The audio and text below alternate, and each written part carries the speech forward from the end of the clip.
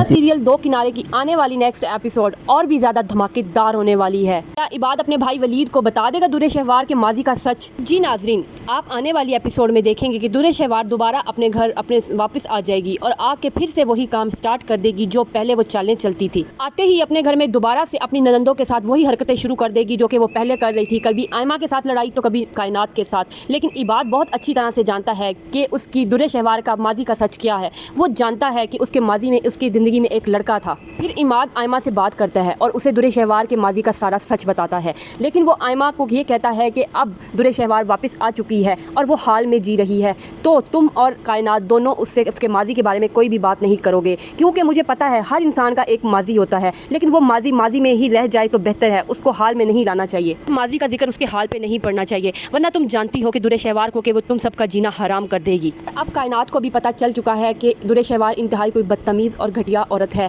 और आप इस किस्म में ये भी देखेंगे कि कायनात के शोहर को भी अपनी गलती का एहसास हो गया है और वो भी कायनात को मनाने उसके घर आ जाता है और कायनात को मना कर ले जाता है।